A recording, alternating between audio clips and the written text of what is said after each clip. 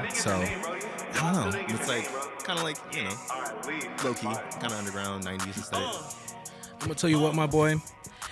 Last season, I didn't know how to fucking start the podcast. This season, since this is technically the first but the third episode, I still don't know how to start it. But we're just gonna go ahead. Ladies and gentlemen, welcome back to the Ayoo Chill podcast, season 3, fellas. Brand new studio. Got my boy Lonely Leonard in the building, bro. Yo, my What's boy, up? welcome. He is a rapper extraordinaire. I've seen him shoot, like, your music videos are freaking wild. I appreciate putting that, up family. bars, and now like you're also within the Sam Dion management group the too. Dion universe, Yeah, yes. bro. Go Shout out to ahead. Samager. Take a minute to kind of just introduce yourself to the people. Let them know who you are. They call me Lonely Leonard. They call me Low Life Leo. Your girl calls me baby. You know what I'm saying? I'm just another person, another rapper, another young king that's coming from New Jersey. I'm repping Bloomfield. You know what I'm saying? I'm repping Phoenix, Arizona, and I'm here to just give y'all the sauce for free on the Ayoo Chill podcast, because that's what I do. I love helping the people. You know what I'm saying? Word, dude, word. So, you know what I love? Part of this podcast when it started like 2 seasons ago was very much like to shout out and support artists from Jersey. You know what I mean? I think it's so important. But funny enough, you actually don't stay in Jersey full time. Where's the other place that you stay Yeah, at? I live on the West Coast. Word. Where in the West Coast I live specifically? in Phoenix. Phoenix. Phoenix, bro. That's wild. Because the thing is, it's like I'm a really big club person. The clubs in Jersey are fire too. You know, I'm a really big club person. I'm a really big like festival person. You know what I mean? Word. And I'm a really big warm weather person. So I stay on the West Coast. Also too, a lot of industry stuff is over there, but I still stay so much time on the East Coast just because it's just what I'm familiar with. You know what I'm saying? It's what I grew up in. It's all I really know. You know what I mean? And I feel the most comfortable, the most safe, the most motion at home. You know what I'm saying? Word. So how far, so Phoenix is your main home base and stuff right there, right? Yeah. So how many shows are you like performing out there? Like what's kind of your gig right now? Oh bro? yeah, the shows in Arizona get crazy. Sam will tell you, you know what I'm saying? Angie will tell you too. We've done a couple of different kinds of like events and stuff like that. Before I used to do a lot of music festivals. Lately I've been doing kind of more underground shows and stuff like that. I've been dipping my toes in like promoting events, kind of like booking acts, like, you know what I'm saying, booking my own supporting acts, and it's crazy. It's really crazy. The scene is really heavy out there, like the party scene, because it's like we're right by the university, so it's just like people just want to get fucked up, get lit like all the time. I don't know if I could curse on here, but Nah, bro, you're completely fine, dude. All Like right, this is dope, completely dope, uncensored. Like you're chilling. So Phoenix, how far is what's like the closest other like next big city near Phoenix? LA is like, I want to say like 4 or 5 hours away. Word? You know what I mean? So every now and again we'll take the trek up just to, experience LA, just enjoy it. You know what I mean? All the crazy shit, go people watching, all that crazy shit, Word. So how would you describe like your music's like specifically? Because like, interestingly enough, you have Tristan who kind of has like, it's funny, like he just released, what was the song he just released? Way Home, Yo, bro. shout Like out Tristan, bro. So crazy. Bro, so Tristan's my crazy. boy, bro. Funny enough, like I think I've talked about it like almost every podcast. Like like anybody who Sam sends to me. We used to be in like a boy band group and stuff. Whoa. Yeah, actually, me and Tristan go way back, like even further past that. Like I ain't even. like I didn't know that about boy band stuff. Like that, we did that for like almost like 2 years, right? And we made like an EP, then we made an album. But even before that, when Tristan was just getting started with music, I didn't rap or anything, bro. Like I sang, but I just started singing, and he had a basement, and like we would go there, and he like had like a blanket in the closet, like classic, like Scarlet, lab, like bro. USB mic when you had a Scarlet. Like I don't even know how that like really worked, bro. But whatever, like the case may be. I think he literally just used the Scarlet for the volume. I remember it like being like really like wacky and shit. He's a mad scientist, Tristan. Bro, but Shout out to him, bro. yeah, bro, he's really wild. Like, and his music now, bro. Like, I'm sure. Have you heard some of like his stuff that he hasn't released yet? Okay, I've heard a couple of snippets here and there. I'm really waiting for his project to come out. I'm really excited. I just got familiar with him because I found out about him when Sam started managing him too, and super sick, bro. Also super cool. Like, you know what I mean? Yeah, he's a cool ass dude. Yeah, bro. he's pretty chill, bro. He's cool-ass pretty dude, chill. bro. So.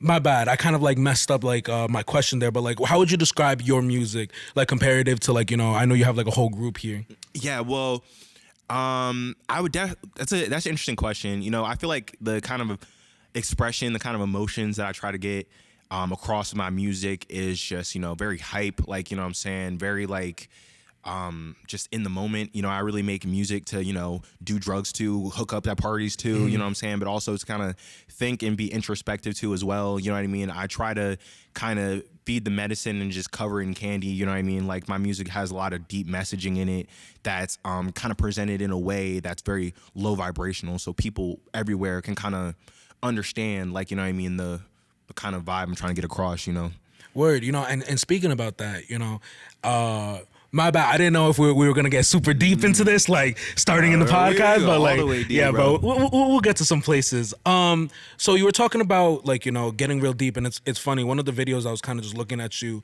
You did a kind of I think it was like a fundraiser with your merch and stuff, right? To like support like mental health and stuff, and you talked about your life there. Can you talk a little bit like how that started? Can we go a little bit like deeper into like what you think about like mental health and stuff? Yeah, bro. I'm definitely an advocate for mental health. Well, I mean, really, like, I'm a rapper, but in reality, I always want to be a superhero. You know what I'm saying? I really want to use my platform to help people in my own way. Like, you know what I'm saying? I consider myself an anti-hero in a lot of ways. And, no matter where I go, I keep certain things with me. You know what I mean? I was not the kid who had a ton of bitches in high school. I was not the kid who was a trap star. I was the kid doing the drugs. Okay, you know what I'm saying? And the more that I make music, like music is really my escape. Like the only form of expression that I had to kind of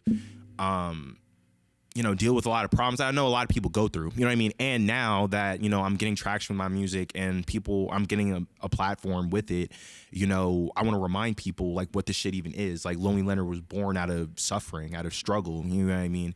And even if my music on the surface level is about having a good time, it's like I'm having this good time because I'm rewarding myself for all that bullshit that I went through, you know what I'm saying?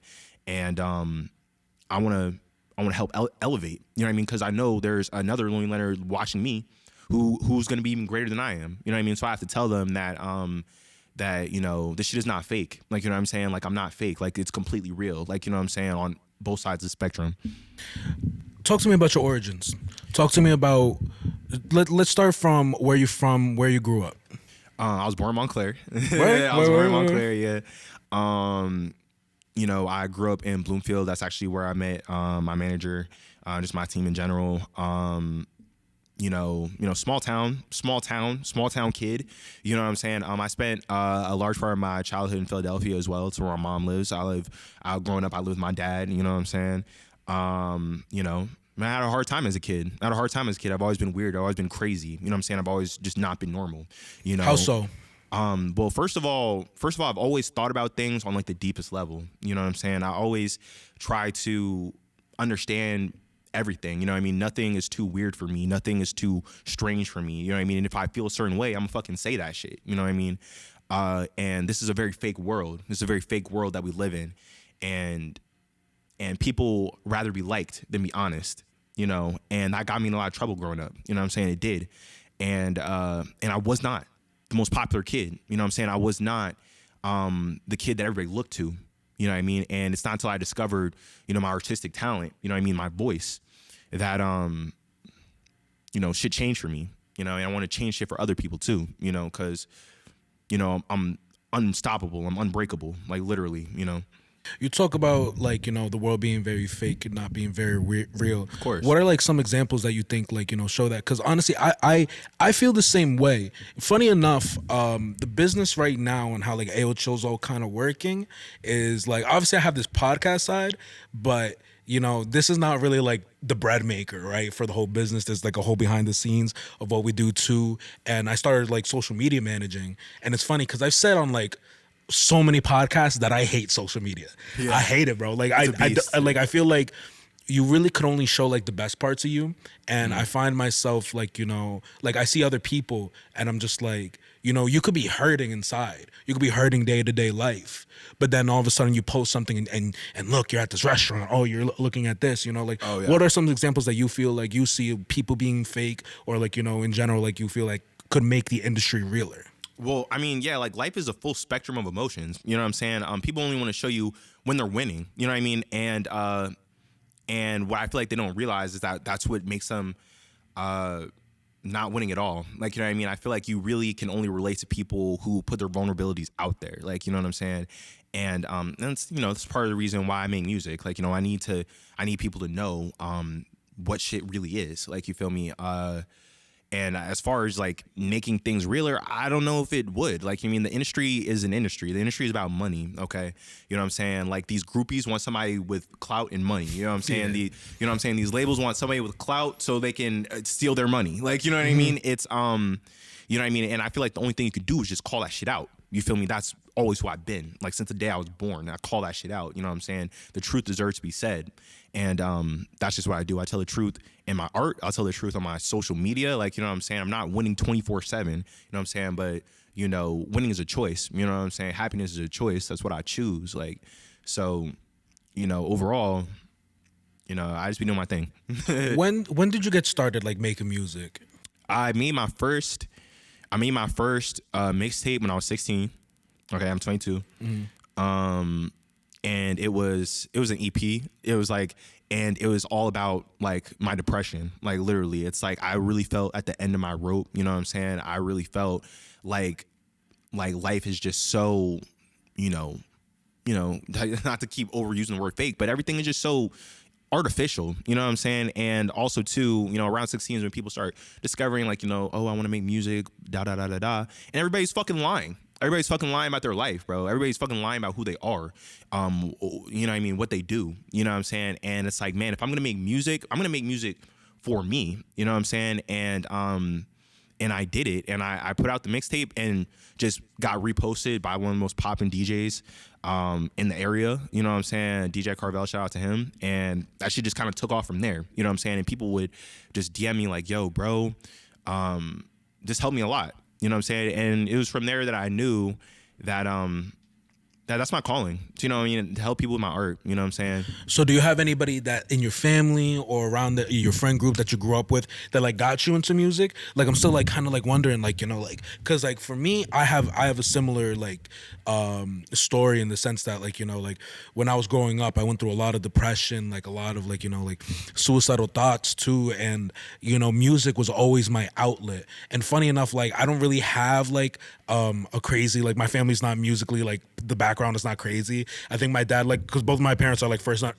generation immigrants. Oh wow! And like I think my dad said he played like the tambourine in a marching band once over there, and he was like, yeah, he's like, I'm a musician. I was like, get the fuck out of here, bro! Like, you're bugging, bro. Like, shit, you know what I mean? Because I started out like playing euphonium and stuff, but I didn't really start getting into like, you know, the cave and like, you know, trying to make some beats and trying to like spit some fire over that. So like for you, like how did that really like start for you? Like did you see anybody who like, actually let's just go with that. How did this start for you? Like when was like day one where it was like, you know, did you start with writing lyrics? Did you start by making beats? Did you start with YouTube beats? Because I know hella people do that. Yeah. Well, for me, my whole journey started when a kid that I went to school with. Because the thing is, it's like I've always had a way with words. You know what I'm saying? I've always just been articulate because I'm a nerd. Like, you know what I'm saying? Like, and I used to like, you know, freestyle like at lunch and stuff. And you know what I mean? And it's like for someone that looked like me, like, you know what I mean? I mean, now I got like the whole shit going on, but like for someone that looked like me when I was 16, it was like, oh, like you rap, that's crazy. Like, you feel me? And somebody walked up to me in the library. He's like, yo, I got beats. You want them? And I was like, you know what? Yeah, I do want them. You know what I'm saying? And because music is always something I wanted to explore, just because I've always been like an artist. You know what I'm saying? When I was little, I used to want to do comic books. You know, I was a tattoo apprentice for a little bit. Word, that's sick. Yeah. How'd you get into that? See, that's the thing about me, bro. It's like literally I'm just a lover of art, and I will literally wake up one day, it's like I'm gonna fucking do this. Word. Like, you know what I'm saying? Like, literally I was just like, I love tattoos, and I'm 16, I don't even have any fucking tattoos. Like, bro, I love tattoos. I'm just gonna walk into every tattoo shop in the area and I'll be like, I'm young and I want to learn tattoos. And luckily enough for me, like Light Hand Tattoos in Newark, shout out to them. It's been a long time since I talked to any of those guys, but he was like, yeah, bro, like we'll teach you. You know what I'm saying? Putting together a machine, all that good shit, yada, yada, yada. I had to end up quitting that because literally I was just failing out of school because all I wanted to do was just fucking tattoo all day. Like, you know what I'm saying? Yeah. So and then after that, like I needed another outlet, some shit that I could do from home. And then that's how I found music, really. Like, you know, it all started with, you know, Javon walking up to me like, you know, you want some beats? And there it was. And now we're here. That's fine. So, did you always go by like? I'm a little bit confused, and I think other people might be a little bit confused too, because I was kind of confused. Is it so Lonely Leonard, and then the other one's like Lowly Filio? Low Life Leo. I don't know why, bro. I'm so weird when I'm like borderline dyslexic, like for real. Like I don't know why I was reading it. Something. Yeah. So say it again. It's Low Life Leo. Low Life Leo. Lonely Leonard. Cause I got my rap name from a book. It's called Forgive Me Leonard Peacock. Forgive Me Leonard Peacock. It was a fire book. I'm not even gonna spoil it. What was it about? So how did you end up getting your name? Okay, so basically it's a book that my mom gave me when I was younger to like help with like my anxiety, like my depression. It's like a very relatable book to me. I don't even want to spoil it because I want the people at home to actually read that shit. Word. But yeah, so like main character's name was Leonard Peacock, and I was like, damn, like I want to like use this moniker, like, you know what I'm saying? And then, you know, growing up, I was really into Marilyn Manson, you know what I'm saying? Like the MM, like, you know, or Eminem, like I was really into Eminem too. So I really liked like the two syllables. And then I just really took like, you know, my most excruciating emotion, which was like loneliness, and then Lonely Leonard, like, you know what I'm saying? It's like abracadabra, like, you know what I'm saying? It's all in one, you know what I mean? And the low life part, Low Life Leo, is because the first people that I made music with is like a collective, you know, from my hometown, you know what I'm saying? Like, you know, a couple of, you know, because when I started making music, it's like that shit was buzzing around the school, like, you know what I mean? Like I had full out merch, I had stickers, like all that shit. Like, you know, I've always did it to like the maximum level of art. And people saw that shit and they're like, yo, bro, rap with us. And then literally that shit developed me so much. And it was a club called Low Life, you know what I mean? So, you know, I'm Lonely Leonard. Everybody call me Leo. I'm Low Life Leo. Like, you know, to the death of me. Like, you know what I mean? I always live a low life, you know. People look at me and then they think that they know me, that I'm just like some dirtbag, like whatever. Like, you know what I'm saying? So I'm low life. That's fire. Low Life Leo. So this first rap group that you were in and stuff, how did that go about? So did you release music? So you released music first, obviously, and they kind of like called you in They found me. So their collective was called like Low Life? Yeah. Low Life. Yeah, Low Life is a collective. Me, another really, really big artist that's a part of it is Tunes Up. You know what I mean? Shouts out to him. He got a song with Samaj Savage. You know, so yeah, we're all local to like Newark, Bloomfield, East Orange kind of area, you know what I mean? We did everything together, you know what I'm saying? Legal and illegal. Word. I feel that. And yeah, those are my brothers, man. Yeah. Word. So how did so do you guys like, are you guys still a collective at all, or do you guys yeah, definitely. I mean, those are my bros, bro. Like literally, I see them all the time. What do you feel like is something like you learned the most from being in that collective? Bro, I learned so much shit, bro, from them. Like so much shit. And mind you too, like we're all like kids. We're all like dummies. Like, you know what I'm saying? But even still, like the talent level, like especially from Tunes, especially, it's like the talent level really made me like rise my artistry. Like, you know what I'm saying? They really taught me like how to really tap in. Like, you know what I mean? Like, you know, my manager will tell you, it's like literally I go to the studio, I can write, record, you know, add the ad libs, all that in like 10 minutes, you know what I'm saying? Just because it was just so competitive. You know, I just wanted to really prove myself to them. You know, the way I rap now was not the way I rapped then. And now it's just like, you know, and it's just from them elevating me, from them saying like, nah, this is ass, do it different, or nah, this is fire, keep doing this. You know what I mean? And they also, you know, they also showed me how to like really show my personality in my music. Like, you feel me? Show the cockier side of me. You know what I mean? So yeah, owe them everything, every single motherfucking thing in the world. Shout out Quanadon too. Word, bro. I mean, that's fire because it's crazy. Me and Tyreek actually talked about like when he used to be in a collective too. Yeah, and like I was actually in a boy band with Tyreek for a long time. Word? Yeah. How did that go? Yo, actually, matter of fact, bro, Tyreek, I love you, man. I really do, bro. I love Tyreek a lot, man. So his when 90s Baby came out too, bro. You were on 90s Baby too, bro. Sick project. Yeah. So. Before I go off the rails, how you were in a boy band with him too? Yeah. So how was that like? I mean, yeah, it was cool. Like, you know what I mean? It was cool. You know, we were touring together around like Phoenix kind of area, you know, did a lot of dope shows, you know, and then everyone just kind of did their solo thing instead. And yeah, that's basically where we're at. But obviously, you know, we stay in touch. Word. How was touring? Like, cause it's weird, like to Exhausting. tour as like as a smaller artist, right? Cause like I'm not gonna BS and like act like, you know, we J. Cole, like moving around on our own buses and stuff. Oh yeah, we're But, paying like, for our own shit. Like we're, you know, it's yeah. How is that like touring and stuff? It was so much fun, so exhausting. it's a whole rigmarole. You know what I'm saying? How does something like that even like get started? Like, how do you like go from like, you know, like, cause like for me, like when I was in a boy band, like that, it never got to the point where we were touring. It got to the point like we got to like some cool shows here and there, some like, you know, grimy shows. Like I think one time we performed at the SOB Lounge, which is like where a lot of people like get their start in like New York City and stuff. Pretty fire. Yeah, it was cool. You know what I'm saying? It was definitely cool. But like to like tour and stuff, man. Like how do you even like start? Like who pitches that idea? Well, now this is the part where I give y'all the sauce. So it's like when you're touring, there's a lot of different ways to go about it. You can book your own shows with your own supporting acts and stuff like that. That is the way to make the most money. That's what I do now. You know what I'm saying? I wouldn't really recommend it to people just starting out, just because it's a large headache. It's a lot of stuff to handle. You know what I'm saying? Blase, blase, blah.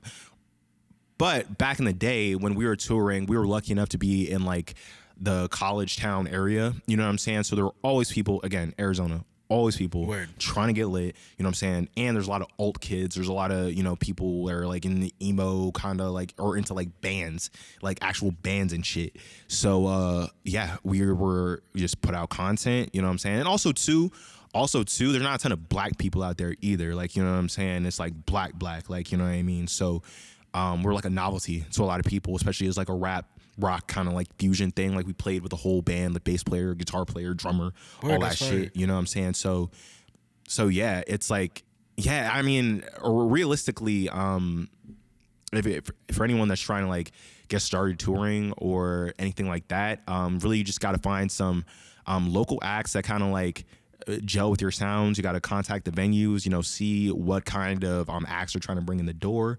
Having promoters also helps a lot too. Promoters are a very important part of the event industry. Those are the people that are like your lifeblood, kind of getting your event out there.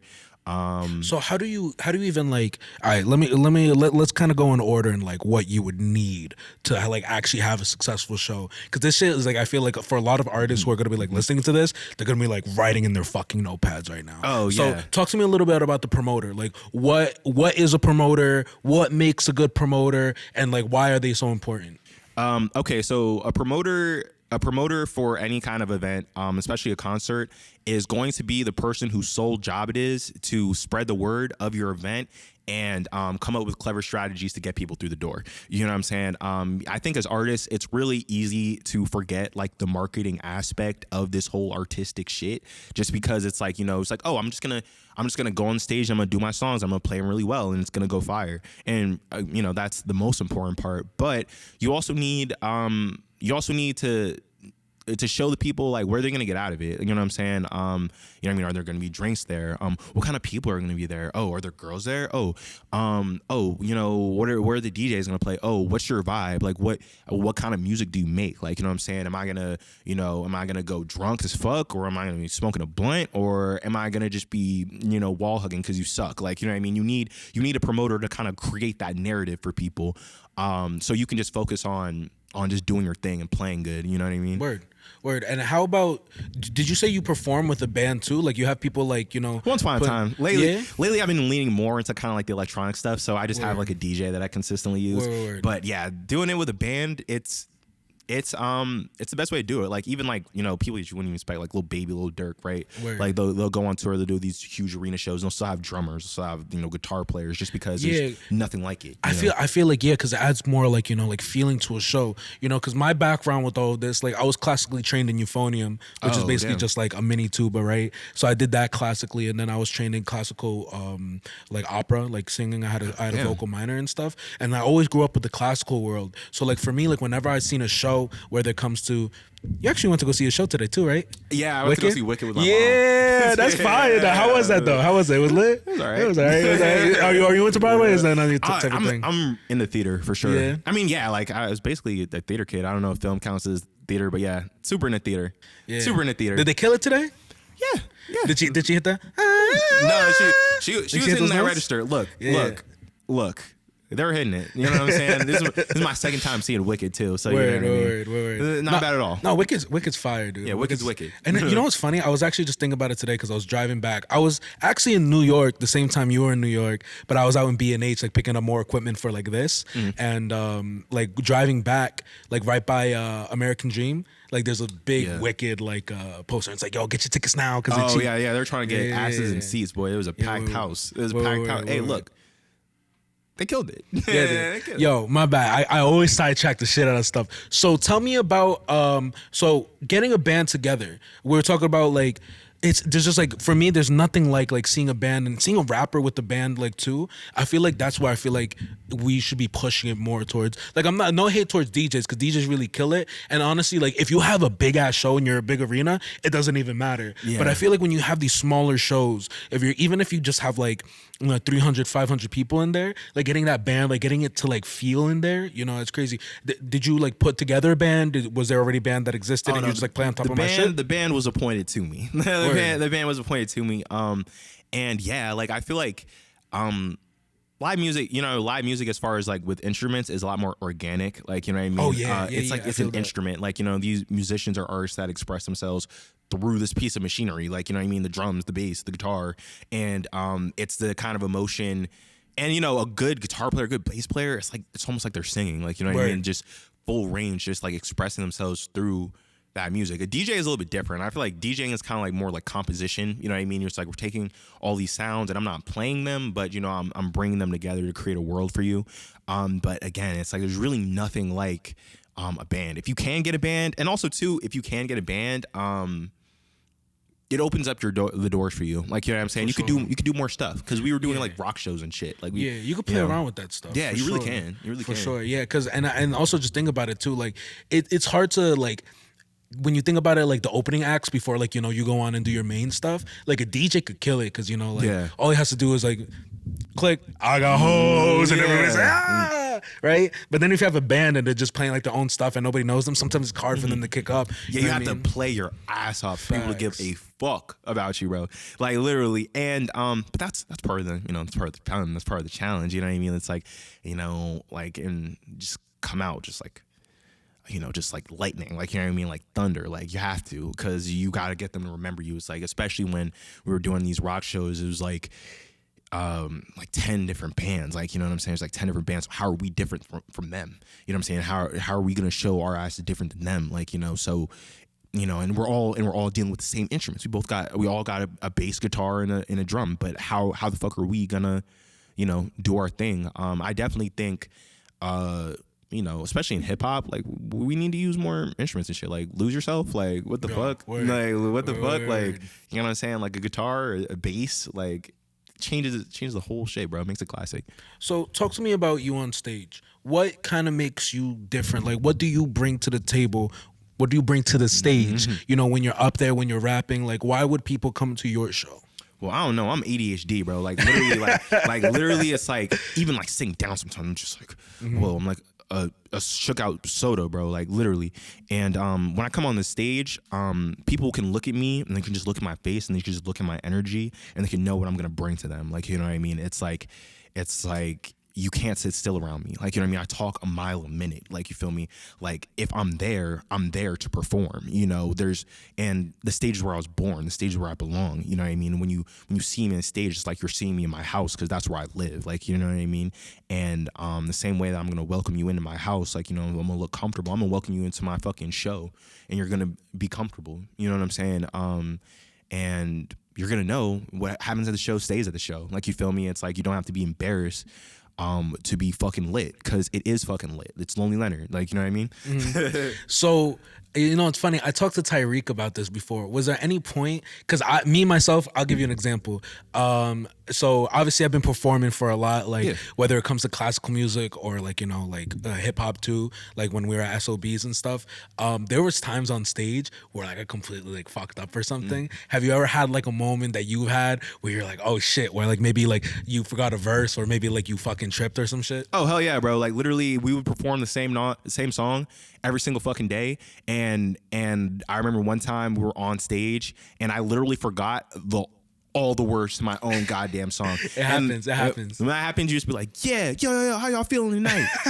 yo. And then just hope that something comes in your brain. Now, that's also like the benefit of like having like live musicians, because then, you know, it's a lot easier to get the song started back up again. Like, you know what I mean? They'll just, you know, versus with the DJ, it's like, run the track back, guys. Like, you know, but ultimately it's like, it's only a mistake if you let it be known that it's a mistake. You know what I mean?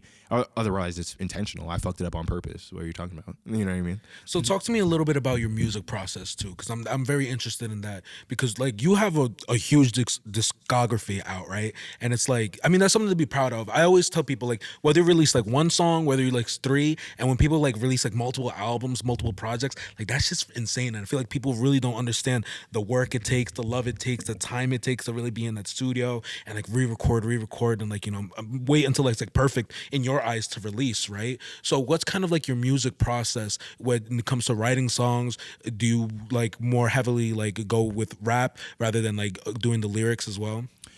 I just spit them out, bro. Like it's really hard to explain. It's like I just let the beat, you know, it's gonna sound so pretentious, but I just let the beat speak to me, you know what I mean? I just close my eyes, I just listen to the snares, you know what I'm saying? I listen to the melodies and stuff like that, and then I just feel it on a visceral level, like, you know what I mean? And like I said, it's like ADHD, like, bro, I can talk like a million miles a minute, and like, and then just linking words together that rhyme is just so second nature to the point. And then, you know, so I always just start with that, like, what does this song make me feel? And then I'm like, you know, what kind of flow do I want to hit it with? It's like, you know, do I want to impress them, or do I want them to kind of like listen to my words? Do I want to like make them laugh? Like, you feel me? Like, I have a very goofy style. It's like you know, I go for the punchlines and shit. Like, you know what I mean? I want to say shit that sticks in people's minds. That's probably the most important aspect to me. It's like, you know, you hear a million songs a day. You hear a million songs from a bunch of, you know, independent artists every single day. You know what I mean? But when you hear Lonely Leonard, you remember him. And why is that? Because every bar is important. You know what I'm saying? Every line is important. You know what I'm saying? Every cadence is important. And literally I understand that the way that music works now, it's so short attention span. So it's like literally I'm just like a crack of lightning. Like, you know what I'm saying? It's like, here's everything you need to know about me. If this is the only song you ever heard from me, you're gonna know it's fucking me. Like, you know what I mean? And I just spit them out. Like, literally, it's like we had a session like the other day, like literally wrote the verse, recorded it, and recorded a music video in like the span of 30 minutes, bro. It's like, I was just nonstop. Like, I don't even know what's wrong with me. Is there like a specific song that you were like extremely proud about, or is like there any lyrics that kind of like come up to your head when you're like, yo, I wrote that shit and it was fire? I would say as of right now, my best song is Growing Pains, which is my solo one off of the collab album Tyreek. Word. You know, I'm really proud of that one, just in terms of, because that's the thing too. It's like rapping is so second nature to me now. It's like I'm really been delving into like the production side of it. Like, you know what I'm saying? That's why, you know what I'm saying, I've been shifting so DJ heavy. You know, I got a lot coming on with that. And also too, it's a very personal story. It's the story of my come up. Like, you know, I'm same way I'm explaining it to you. I'm explaining that music, but I put it in a way that's poetic. Like, you know what I'm saying, that you feel in your heart. Like, you know, so, you know, and it's not too much, it's not too little. You know, so yeah, I would say that one's a banger for sure. Word. So when it comes to also like, it's weird. I found when I like, I don't like to consider myself a rapper or anything. Funny, like I have rapped on songs, yeah. But like for me, it's more like just poetry and stuff. Cause I find it very difficult. Like, I feel like whenever you start, like, especially when I look at like my first stuff that I ever rapped on, I'm like, damn, I sound corny as hell. Like the flow could be that. Actually, I feel like it's a mixture of like flow and like how you actually speak and say shit. It's you know delivery. what I mean? It's like the you have to believe what you're saying. Yeah. Because like I'm just like, I don't know. Like, do you feel like you've also like, you know, kind of like metamorphosized from like when you started to like where you are now? And if so, like where do you see like the differences in yourself that you've improved in? Well, I mean, I feel like when anybody gets started, you're gonna be really derivative of the artists that you respect the most. Like, you know what I mean? My first mixtape, I sounded like Earl Sweatshirt. Like, you feel me? Because I was my favorite rapper. I just wanna rap like Earl Sweatshirt, bro. And over time, it's like I could just express a wider range of emotions, especially as my life changed, because I went from being the depressed kid to the kid that's always doing shows, always just putting out music. You know what I'm saying? Getting recognized on the street, like, yo, bro, like I saw you, like, you know what I'm saying? And then that affected me differently. You know what I'm saying? That affected me differently, and now it's like, I have like a fire in me, like, you know what I'm saying? I have a fire to be great, to be the best. Period. Like, you know what I'm saying? And I keep that confidence with me. You know what I'm saying? I keep that confidence in my heart. So when I say it, when I speak, when I rap, you know what I'm saying? You have to feel it because it's the truth. You know what I'm saying? It's the truth. It touches you because it's the fucking truth. You know what I mean? And that's just the passion that I bring to it. You know what I mean? So as far as like the difference, before I was like understated and that was genuine. Like, you know what I'm saying? I genuinely did not know what my life would be, and now I know what my life will be. I know my future, like, you know what I'm saying? I know my destiny, and I speak it into existence, and people believe it because it's true. Yeah, dude, manifestation is a huge part of this. Manifestation from nothing. Yeah, bro, because I mean, like, even like, I never thought like I'd be like sitting here doing this shit, bro. Like, it's open. Fire, you know, you gotta keep open. You gotta keep like going towards shit. You know what I mean? I think sometimes I look back at some of the projects I worked on, and I'm like, damn, I really wish I like believed it myself, because maybe it would have worked out. You know, sometimes I feel like people give up too soon when they don't see results, you know? And it's just like, you don't go to the gym and go hard. You could go 150% in the gym on one day. And like, you know, like you'll be sore and like you put in the work and, you know, like you'll feel it. But it's like the next day you won't wake up with a six pack, you know what I mean? Mm-hmm. And you don't even need to put in that 150. Some days you're going to be like 80, 70. Mm-hmm. But you stay consistent with that shit over time, you're going to see glow ups, man. Yeah, hope is something to give yourself, bro. You know what I'm saying? Faith is what makes things possible. You know what I mean? And ultimately, you have to ask yourself, it's like, am I being a consumer or am I being a creator? You know what I mean? When we envy others, when we look at others and see what they have and like, you know, compare our own journey to theirs, you're just consuming them. Like, you know what I mean? And they created that for themselves so you can consume it. And that's fine. It's fine to admire others, you know what I'm saying? I admire lots of people. But in the grand scheme of things, I'm trying to do this shit for myself. Like, you know what I mean? I'm trying to do this shit for myself. And you can't find yourself just wandering down the path of imitating others, because imitating others is pointless because they're already them. You know what I mean? You're not going to be a better them. You know what I mean? Avoid stepping in a big man's shoes. Like, you feel me? What makes you different is what makes you special. Basically, you know. Word. So, you know what I like? I think when I was kind of stalking you and figuring out like how this, like, you know, this would all go, and I was just chilling, you're very outspoken, and I really fuck with that, because like I feel like the same way. Like, if you gotta ask me something, I'm gonna tell you how the fuck it is. You ask me if I like you, I'll tell you. You know what I mean? Like, it's not a big deal to me. Like, I just like to be real. We're gonna get into that in a second, but what I really want to know, because I'm interested, which artists do you fuck with the most, and which artists do you not fuck with? Oh boy, well, I fuck with a lot of artists. You know, artists I know personally, like Tunes Up. You know what I mean? Shout out to Tyreek. You know what I mean? Saying label mate. I like Samad Savage a lot too. Local to Montclair. He's someone I'm a fan of. And just like a fan of, like, I don't know him. Like, you know what I'm saying? Like, yeah, dude, he actually did a song with a girl that I had on. She was actually was she? What are you talking about, Lex? Lupe. Okay.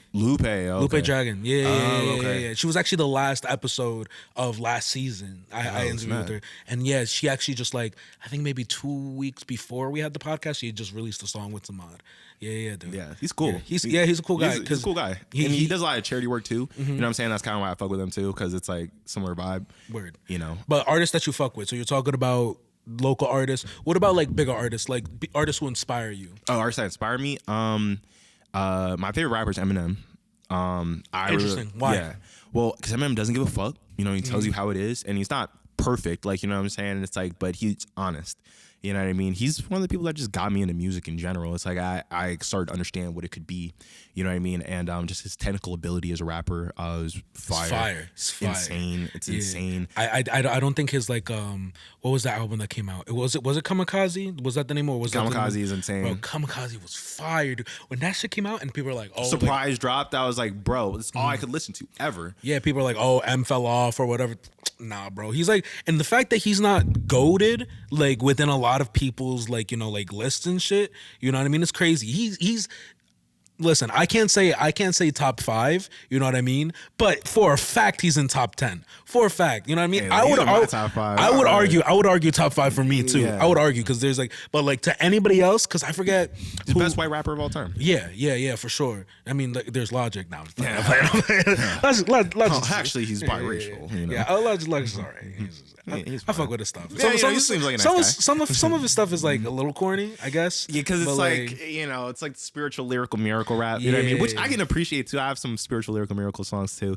You know, yeah, I feel like, and you know, to bring back to Eminem, it's like literally, I feel like a lot of people put him in that box. But do you have a favorite M song? Oh man, buddy, probably like No Apologies. It's like a deeper cut. As far as like one of the more popular ones, maybe like, I don't.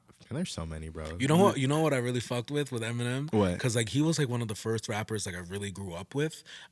Him and like Andre 3000 were like my shit, Andre's bro. insane. Yeah, dude. Like they were like my shit. Bro. But Eminem's D12, bro. D12, bro. I had both those albums in iTunes, bro. Those shits were fire, yo, bro. Like literally, oh my god, like Devil's Night. You know, it's probably one of my favorite albums, bro. Yeah, just dude. albums. Yeah, like, dude. And crazy. You know what always comes into my head whenever I think of D12 is the music videos that they would release. Yeah, and big inspiration song, for my videos. These chicks don't even know the name of my band. Yeah, that song. I remember the end of that song in the music video. They had the part, and he dresses up like in like a sombrero, like a whole like, you know, like mariachi like type band outfit. Yeah. And he's just like, it's random. It's like my salsa makes. I think it takes off the girl's underpants or some shit like that, bro. Yeah, I remember watching that show, and that was my favorite part. Like I was just like, yo, my salsa, bro, because I'm not afraid to be goofy, bro. He's not bro. afraid to be angry or like, you know, happy, like introspective, like, you know what I'm saying, vulnerable. Yeah, and I miss some of his like older stuff, like his satire stuff. Yeah. Like what was the last satire thing he like really released? It was the one dude, I forget, bro. But there was this whole music video with it, and it probably has like some celebrities that we fuck with today. I think it had Sarah Palin in it. Oh, you're talking about We Made You? Like, yeah, We Made You. Yeah. That, like when that came out, album, bro. Yeah, no one releases stuff like that no more. Yeah, it's like, hard because people are afraid of being disliked. Yeah, you know what I mean? or even canceled. Bro. Yeah, or getting canceled. Like, you know what I mean? It's like, look, this is art, bro. It's like to a certain extent. And now look, people make problematic stuff all the time. You know what I mean? Call those people out, sure. You know what I mean? But at the end of the day, I want you to feel something. You know what I mean? It's like, and that's why I got so much steez from Eminem, because it's like regardless, and it's like also too, he's very clever. Like, you know what I mean? It's like he knows what will bother people. He knows what people don't want you to talk about, and then that's why he says them, because it's like, this is art. Like, what, you know what I mean? Like, why do you have such a stick up your ass? Like, bro, you know what I mean? So yeah, the GOAT, Eminem. So who are some artists that you don't fuck with? Like that I know, or just in general?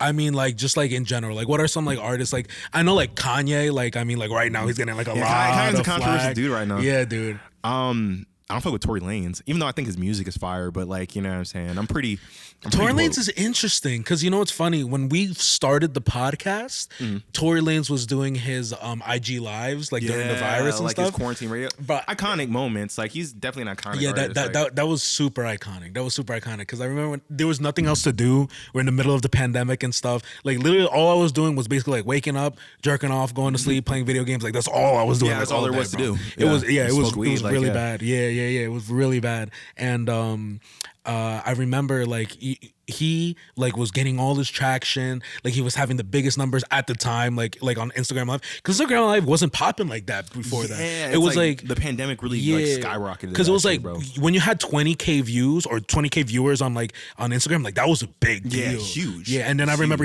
I think he reached 100K one day, and I forget who was the next person who went on Instagram Live, but he like ripped his world record or whatever. I think 6ix9ine had the biggest one for a while. 6ix9ine, dude. Yeah, that was a whole era too. I guess I don't fuck with 6ix9ine either. You don't fuck with 6ix9ine either? either? Like, I don't fuck with 6ix9ine either. Like, weird.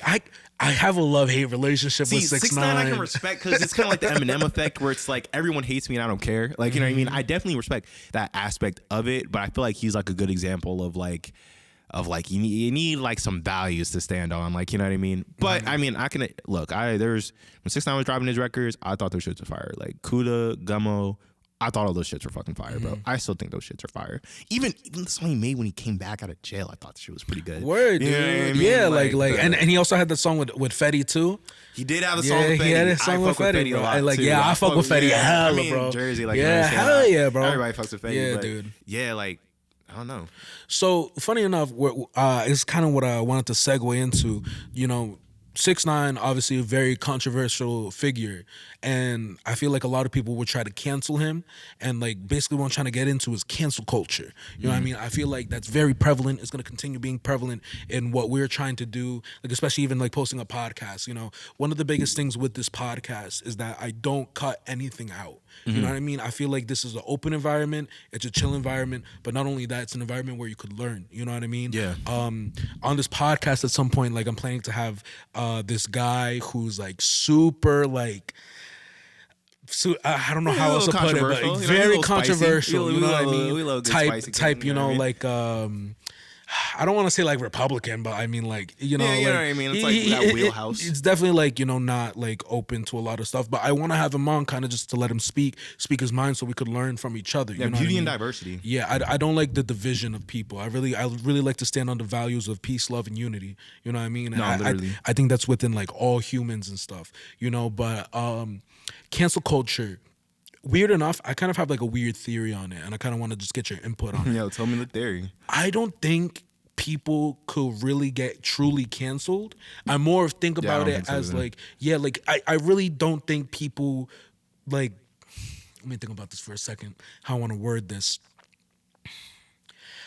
I think canceling a person is only like the only way to officially cancel somebody is if you do it through like the justice system, which is also kind of fucked. You know what I mean? You know what I mean? Like, it's like 6ix9ine would have been canceled if his trial went the way that like like his haters wanted it to go, or like he was locked up, he'd be canceled. You know what I mean? Another controversial figure like R. Kelly. You know what I mean? R. Kelly canceled, but like because I mean like if he wasn't locked up though, let's think about this for a second. If he wasn't locked up, he'd still be doing shows to pack crowds. He'd be doing shows, bro. People would be listening to his music. You know what I mean? And you can't really cancel him because if he gets away from that, like you can't really stop him. You could like I remember, I'll never forget.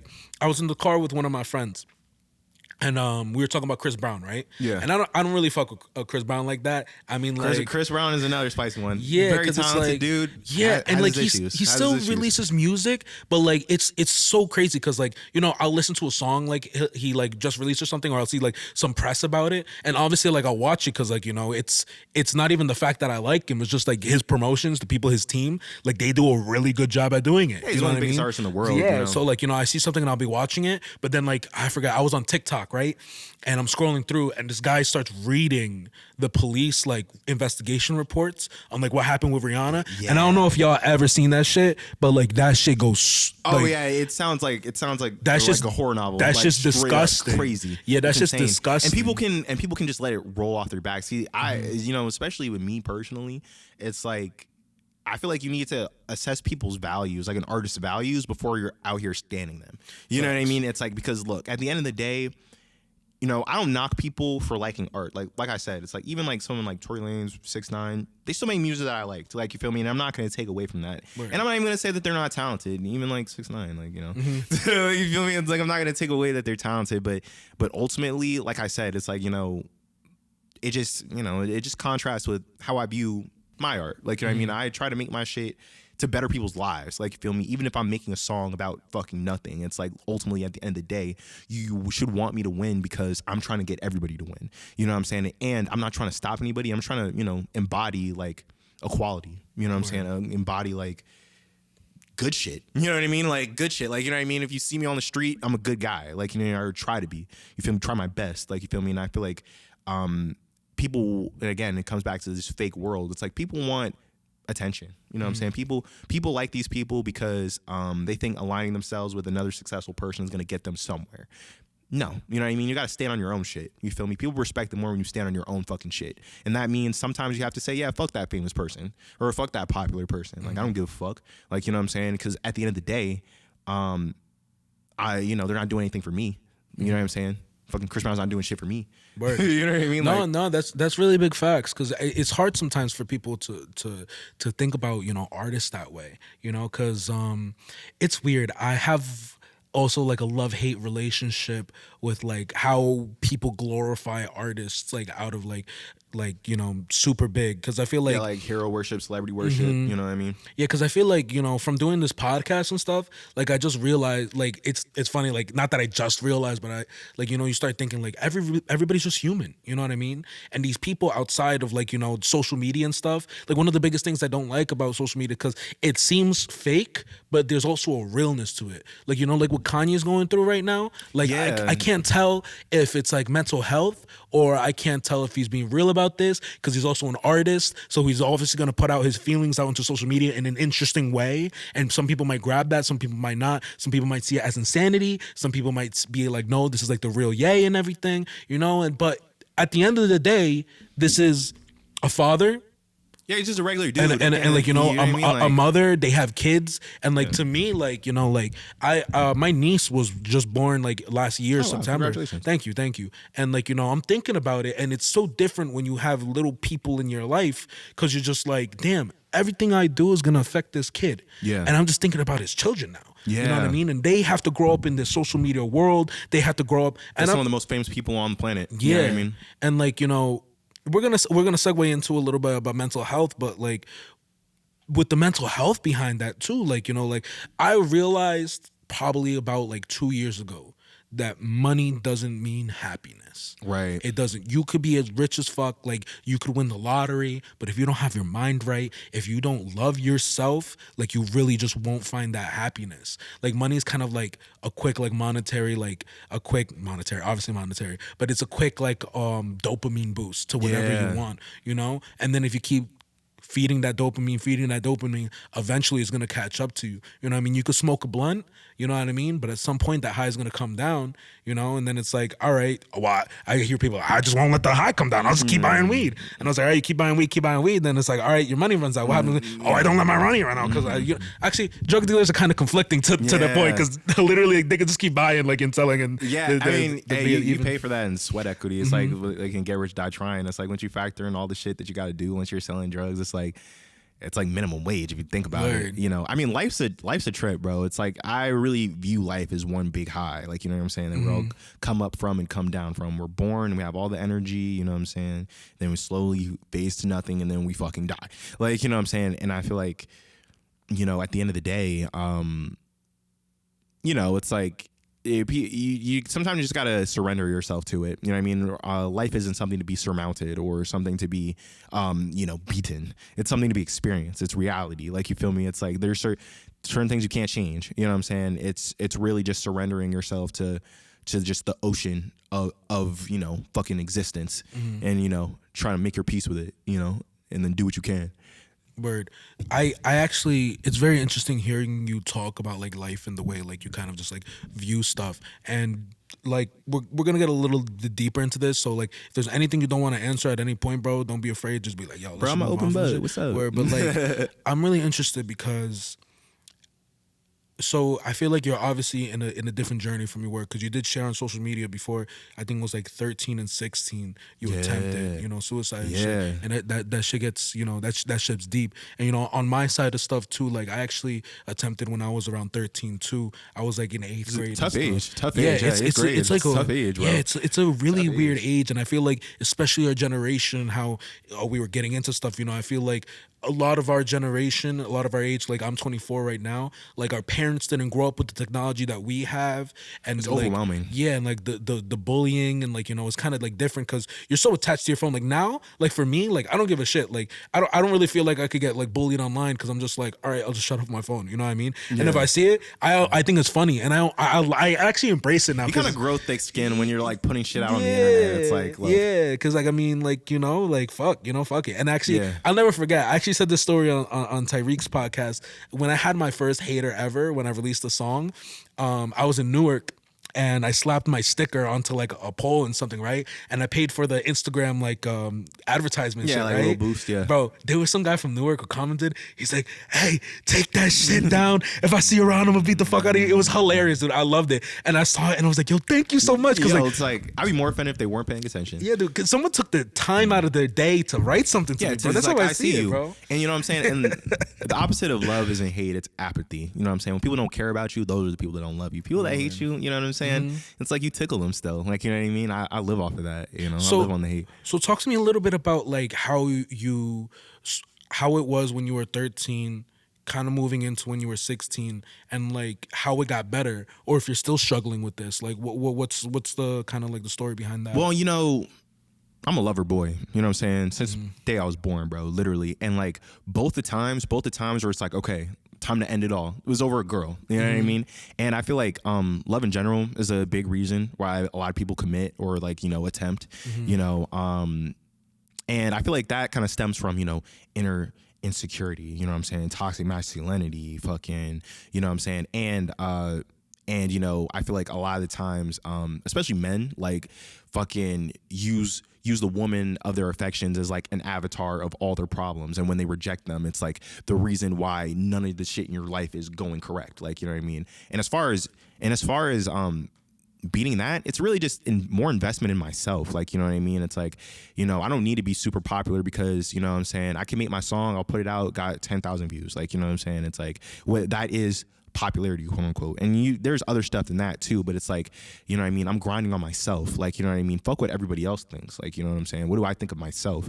You know what I mean, what, you know what I mean? And there's so many things, and the things I don't like about myself, certain things I can change. Like, you know what I mean, certain things I can get better. Like, you know what I mean, I can become smarter, faster, stronger. Like, you feel me? I can become more mentally tough. Like, you know, and basically art saved me. You know what I'm saying? Art in general, rap saved me. Like, just, you know, being creative. Like, you feel me?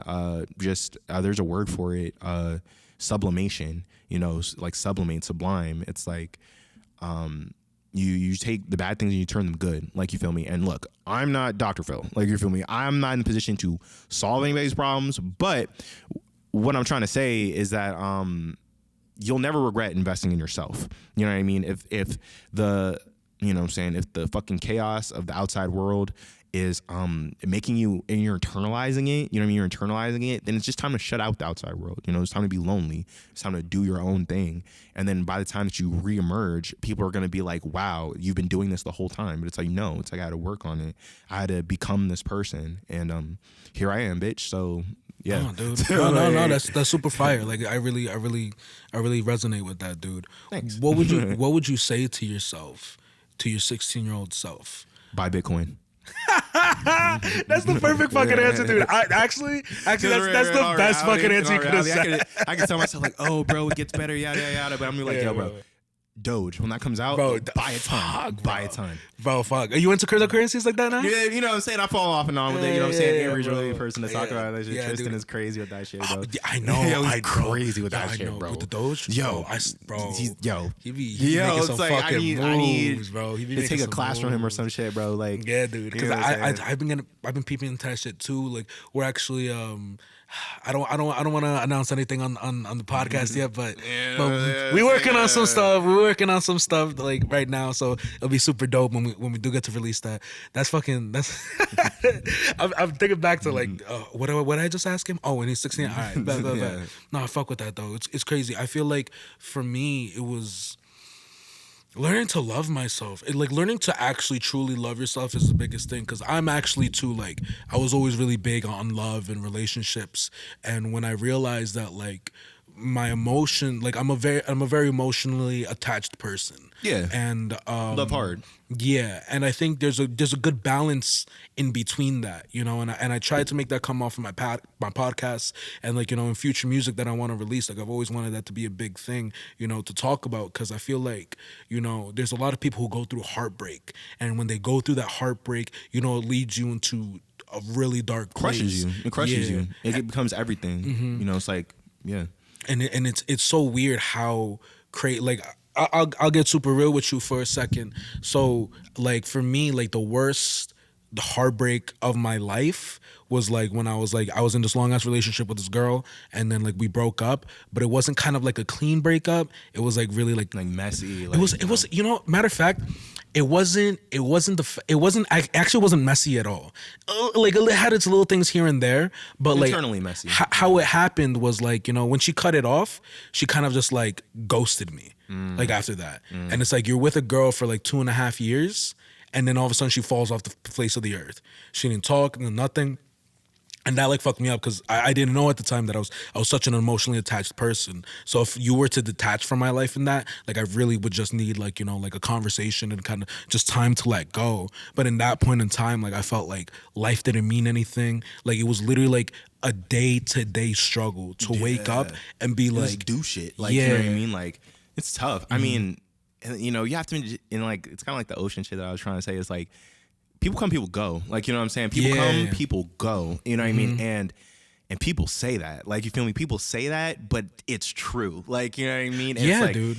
And people like to explain as like chapters in your life and shit like that. But that's also true. Like, you know what I mean? It's like we're not in control of how this shit goes all the time, and closure is internal. You know what I mean?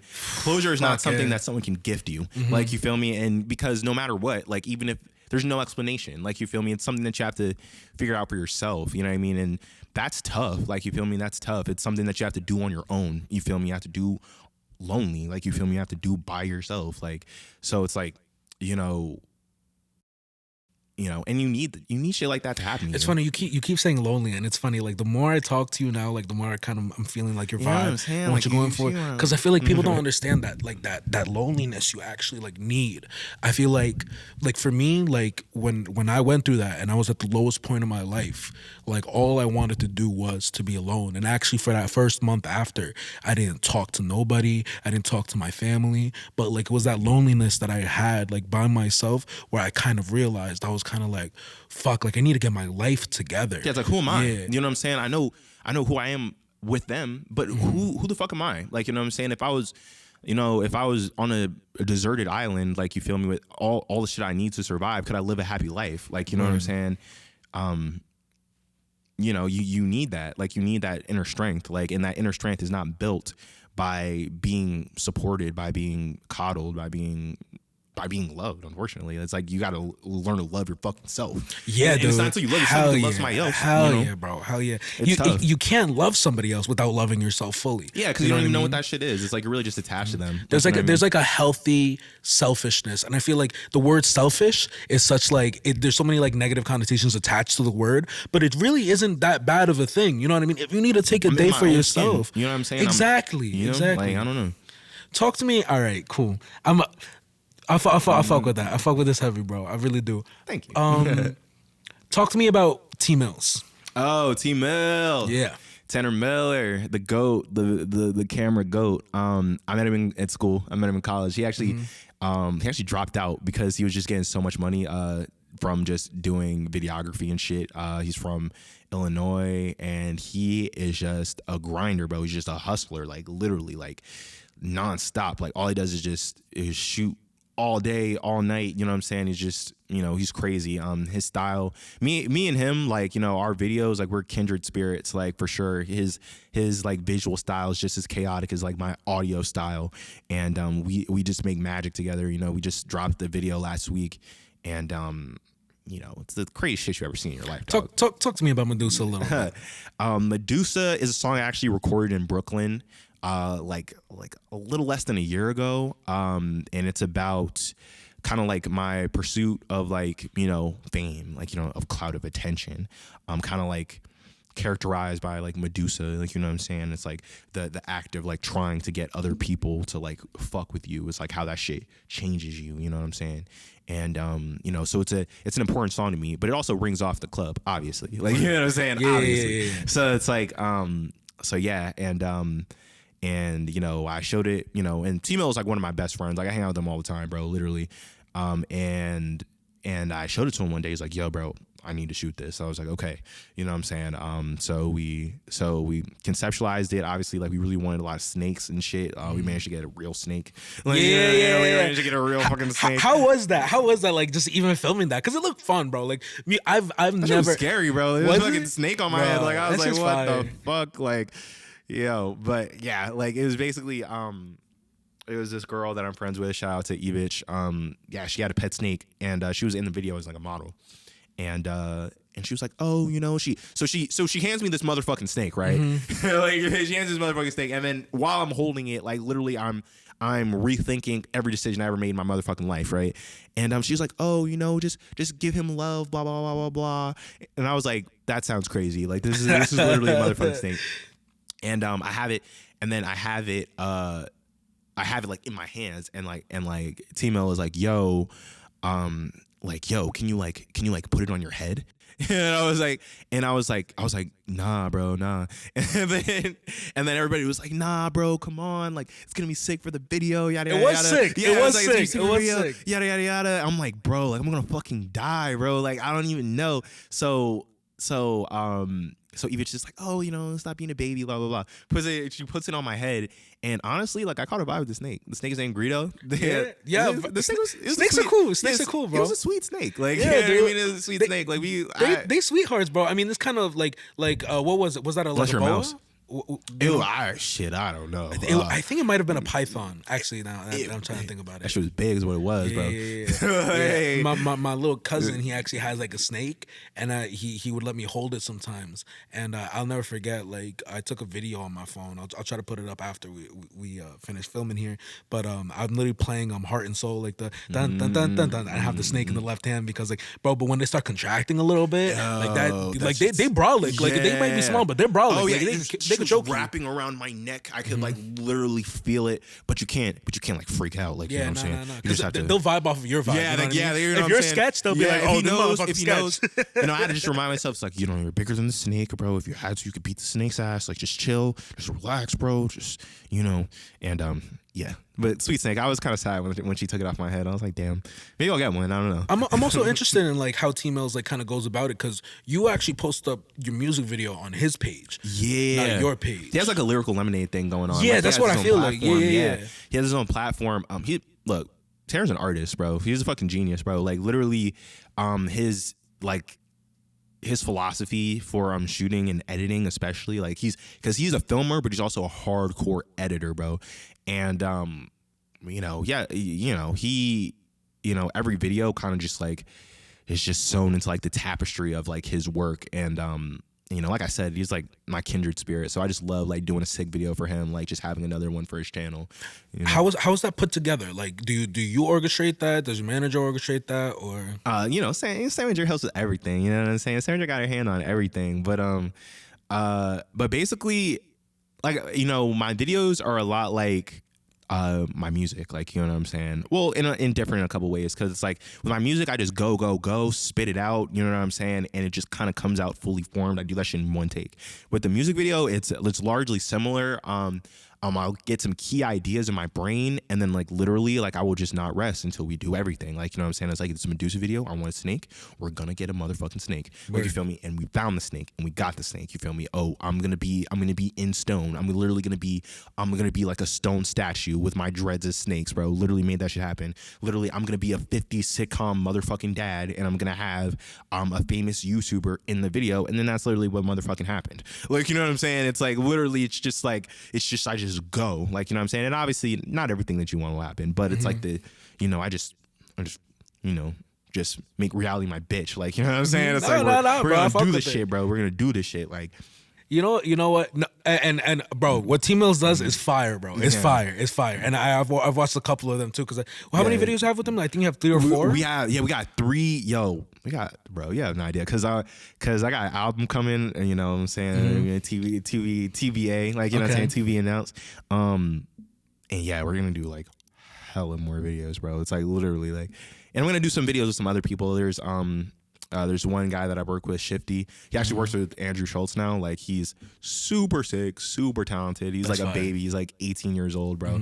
I'm gonna do a video with him pretty soon. You know, so many more videos, dog. Who recorded it's actually my favorite one of your music videos. I think it might be your first. Look in your channel. It's the Shawty's a freak. Yeah, Shawty a freak. Yo, shout out to my boy Derek, bro. My boy Derek is the one that lined that whole thing up. Cinemaquatic. He, bro.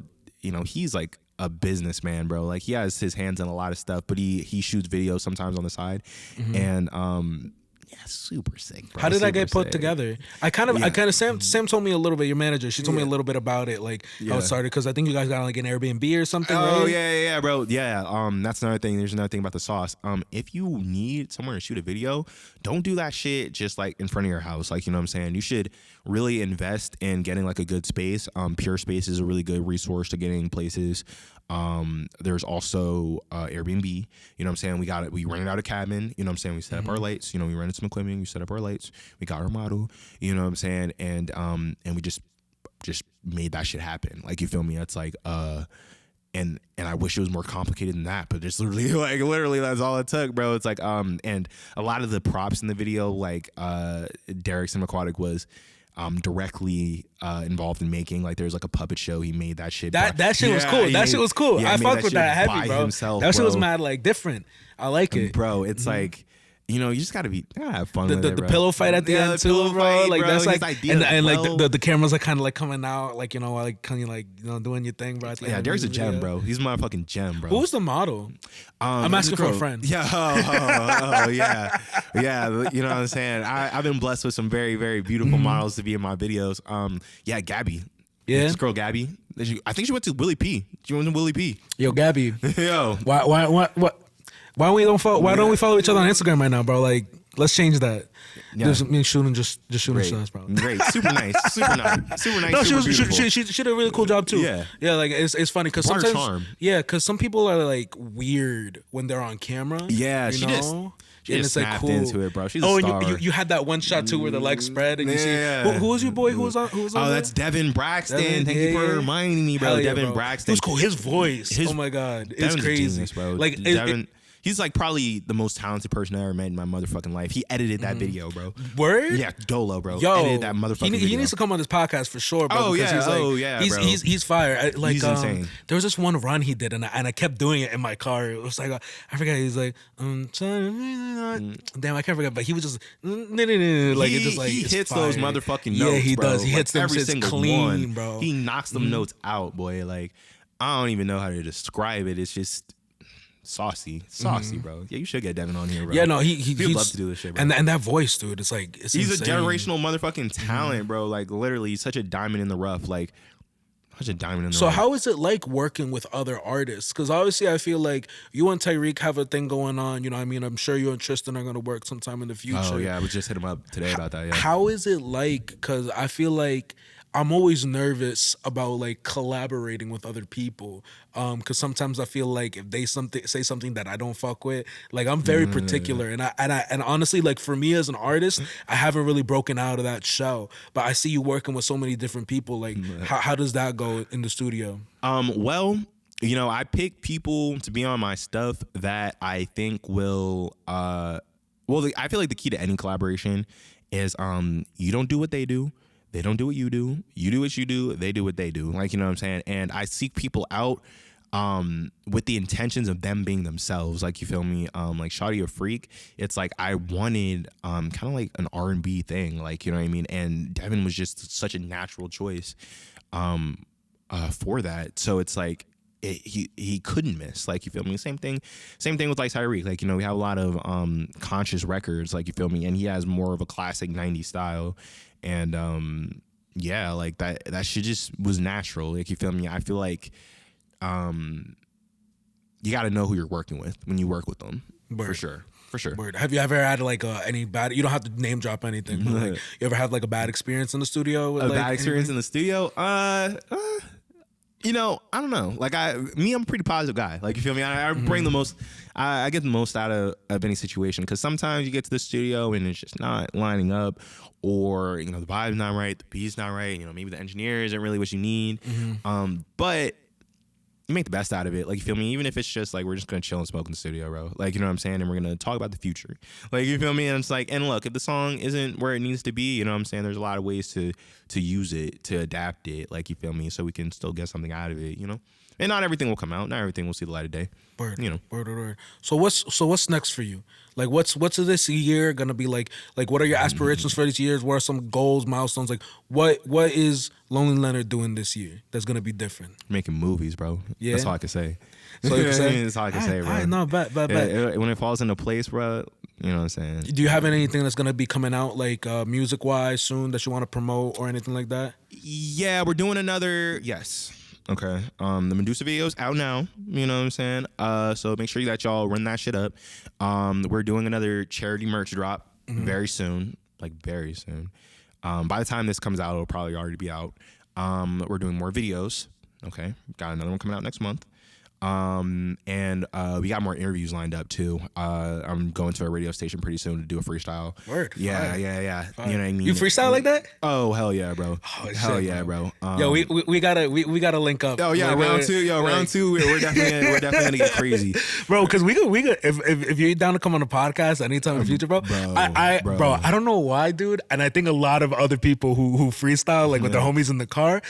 I think I talked to this with Tyreek. Bro, I don't know why when you first start freestyling, like it always ends up something fruity, bro. Like it always ends up something bad fruity, like, bro. I'm just looking for shit to say, like, you know what I'm saying? Like, yeah, bro. It's mad funny because I've been seeing that on Instagram, but it's like one of my favorite things to do. I have like a YouTube playlist set. I literally got YouTube Premium. Like I folded and got it just because I was tired of hearing the ads on the beats, right? Bruh, like you in the middle of something fire, bro. You said, and all of a sudden, like you're hearing something about like, you know, yeah, Staples commercial. It's like, dog, like you're killing my vibe, bro. Yeah, like, yeah. My dude, what's some advice you have? Because we're getting pretty close to the end of the podcast and stuff. So I want one more deep question just about what's some advice you would give to somebody who's doing what you're doing right now? Because like you said, out there, there's a lot of other Lonely Leonards out there, right? Yeah. And there's some of them who might shoot past you, might come with you, or might help build you up. Like, what advice do you have for someone who's going through this right now and wants to be doing what you're doing? I mean, you really have to have the courage to be the bad guy. Like, you know what I'm saying? On your come up, like, you know what I'm saying, there are going to be a lot of people that try to gatekeep you, that try to shut doors in your face, that try to tell you that you're doing it wrong. And the reason why they're doing that is because what you want to be does not fit the box that they created for you. Like, you know what I'm saying? Like when someone meets you and they think less of you, then they need you to be less. They need you to be less for themselves. And what you need to do is own who you are. Like, you know what I'm saying? It's like, you know your own destiny. You're born in your DNA, what you're gonna do, and you have to walk smart. You have to walk with confidence, with a sober mind. You know what I'm saying? You need to know, you need to know in your bones, in your fucking spirit, that you're not mistaken on who you are. You know what I'm saying? It's like no one can convince you of anything else, you know? And you need to know that it's not going to come by someone giving it to you. Like, you know what I'm saying? It's like, you know, along the way, you'll meet people along the way that'll help you on your journey, but it's not their dream. It is your dream. You know what I'm saying? And it's not going to come true unless you give a fuck about yourself. Like, you know what I'm saying? You got to give a fuck about your motherfucking self. You need to defend yourself. You need to defend your own values, your own dreams. Like, you're defending a close friend, like a family member, because you are your own close friend. You are a family member to yourself, you know, the closest that'll ever be. And ultimately, you know, you gotta be wise. You gotta be clever. And ultimately, just don't give a fuck, bro. You know, we're not curing cancer here. We're making songs. Like, you feel me? I get you. You know what I'm saying? Have fun with it. And if you're having fun, then people are gonna tune in. You know, building will come. Lonely, it's been a fucking pleasure having you on the podcast, bro. For real. First one I have in like the new studio space, man. Bro, it's truly a blessing. Let the people know where they could find you, social media, websites, like everything, bro. Whatever you want to promote right now. Okay, so you can follow me, Lonely Leonard, on every single platform. You know what I'm saying? Instagram, Lonely Leonard, Twitter, Lonely Leonard. My TikTok is Lonely Leonard Official, because we're official. Okay. And yeah, and if you're trying to see me just do life in general, just kind of like see what I do in day to day, you know what I'm saying? Like, see like my hobbies and shit outside of music, then you can follow me at Low Life Leo on all platforms. Yeah. That, bro. And y'all already know, BETO. You can find me at BETO_music. Ayoo podcast on TikTok, YouTube, all the other bullshit, bro. Lonely, thank you for coming again, bro. Appreciate you, bro. Much love, bro. And we'll catch you guys next week. Fuck it, bro. Let's get out of here, man. We out. She wanna fuck someone with nothing else to do. That bitch Medusa, that bitch a do. Yeah, she take a look and you